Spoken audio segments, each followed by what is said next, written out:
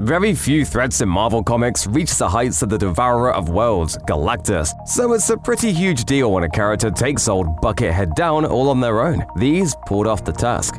One of the few beings in the Marvel Universe one could argue is on Galactus' level is the Mad Titan Thanos. I am inevitable.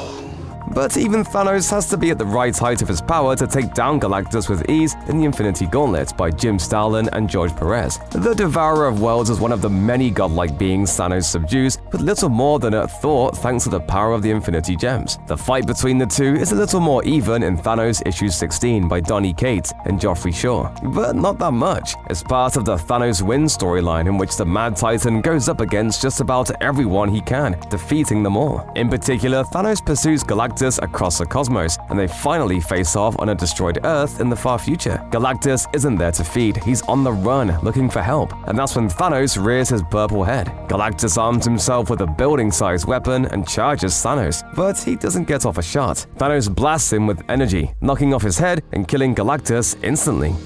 Reed Richards, Sue Storm, and the rest of the Fantastic Four faced down Galactus with the threat of the Ultimate Nullifier back in the Devourer's first appearance, but Reed and Sue's son Franklin was himself the threat much later. Franklin was born an Omega-level mutant, and his powers once included reality-altering abilities. He even created his own pocket universe, the Heroes Reborn universe, for a while. His adult self has also come back in time on occasion, as in Fantastic Four issue 603 and issue 604 by Jonathan Hickman and Steve Epting. He and his sister Valeria travel back to fight the Mad Celestials. After sending them away briefly, the older Franklin syncs with his younger self, absorbing a great deal of additional power. Before the Mad Celestials can run, Franklin uses his increased power to revive a fallen Galactus, turning the tables and forcing the big guy to become his herald. There's another story where Franklin straight up beats Galactus in a fight, but it isn't in continuity. In Fantastic Four Life Story issue 5 by Mark Russell, Sean Isaacs, and Carlos Magno, Franklin fights Galactus by first destroying his mind with psionic energy, which he follows up with a massive haymaker, knocking the cosmic being unconscious so the Fantastic Four can escape.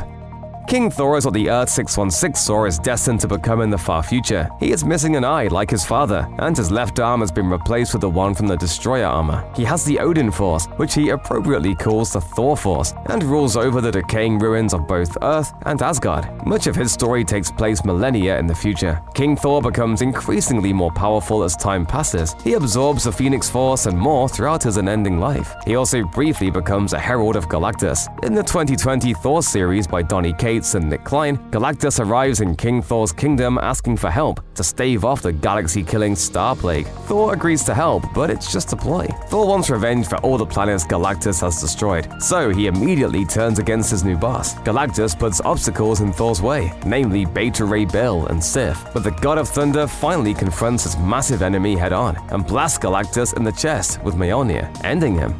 Before becoming the Silver Surfer, Norrin Radd was an astronomer on the planet Zen-La. When Galactus comes to consume his world, Norrin confronts him. Galactus realizes his potential and agrees to spare his world if he becomes his herald. After agreeing, Galactus empowers Norrin with the power cosmic, making him into the Silver Surfer.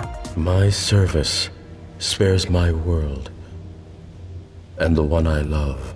The Surfer was created by Galactus' own power, which means his is only a fraction of his master's. So when he openly defies Galactus to save Earth in Fantastic Four issue 50, he tries to reason with him instead. That isn't the case in 1992's Guardians of the Galaxy issue 25 by Jim Valentino, when the Silver Surfer fights and defeats his former master in hand-to-hand combat in an alternate 31st century. The Surfer is about to do this because he also possesses the quantum bands, making him a being of incredible power as a protector of the universe. The Surfer tries and fails to defeat Galactus with the quantum bands once, but he later learns how to use the bands to their full potential and joins with the Guardians to face him down again as the Keeper. He defeats Galactus this time, but instead of killing him, he returns to his side as his herald, with the intention of finding uninhabited worlds for the Devourer to feed upon.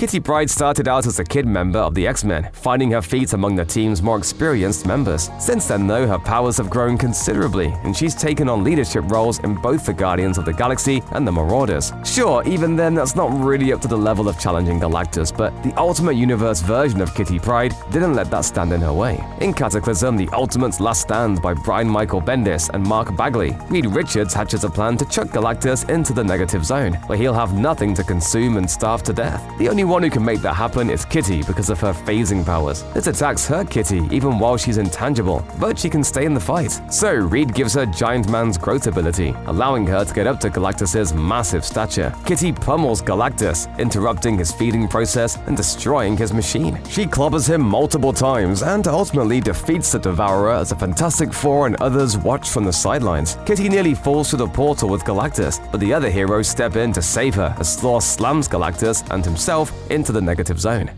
After inadvertently being responsible for making Bruce Banner the Hulk by wandering onto a live nuclear test site, Rick Jones has done a lot in the Marvel Universe. He has been Bucky, a Hulk, an Abomination twice, companion to 2 different Captain Marvels, and a lot more. In the Ultimate Universe, his story is a little different. Prior to the Ultimatum event, Rick is empowered by the Watcher to save the world, but the energy overflow puts him into a coma for 6 months. After a superhero intervention, Rick accepts the power and becomes Nova. When Galactus arrives later in the Hunger series by Joshua Hale Fialkov and Leonard Kirk, Nova faces off with him and attempts to save some aliens, the Chitauri. He fails and has to be rescued by the Silver Surfer. Galactus then subjugates a swarm of beings, which happens to have the similar name the Galactus, into being his new herald. Rick later has a chance to take on Galactus and his swarm after he's boosted with Captain Marvel's powers. Rick blasts a hole between universes, nearly splitting Galactus in half. He also separates the swarm from its former master and destroys it. Unfortunately for Rick, he traps himself in a reality between universes and can't get home on his own. He's later rescued when the Future Foundation stumbles into his pocket of space-time. Galactus, meanwhile, heads to Earth to try to recover from Rick's attack, setting the stage for the Cataclysm event.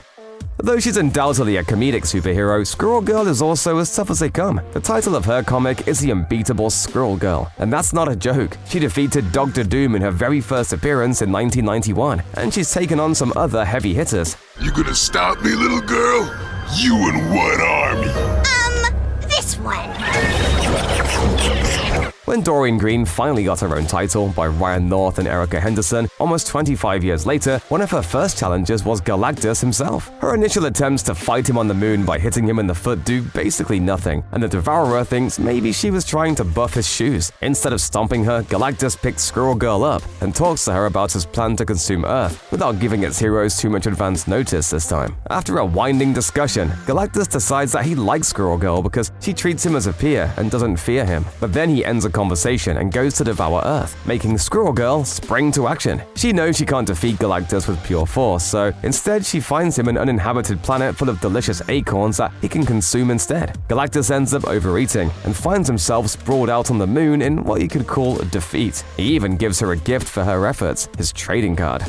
Hiro-Kala is the Hulk's son and twin brother of the title character of the Scar, Son of Hulk series. Their homeworld, Sakaar, is destroyed at Galactus' hands, leading Hiro-Kala in particular to vow revenge. He travels the universe in search of the Old Power, which is an unstable artificial form of Galactus' power cosmic, to fight him. After finding the Old Power on the planet Geosar, Hiro-Kala concocts a particularly devious plan to take down the Devourer of Worlds, establishing himself as a god to the inhabitants of the planet. He drives the planet's inhabitants to bring about their own demise, effectively using it as bait to luring Galactus in Scar, Son of Hulk, issue 17 by Paul Jenkins and Andrens Ginaldo. As Galactus consumes the planet, he's engulfed with pain, feeling the suffering of every living being he just devoured. The Old Power essentially acts as poison for the cosmic being. It doesn't kill him, but it essentially spoils his food supply forever. Hiro-Kala has infected other planets with the Old Power, and Galactus no longer knows which ones are safe.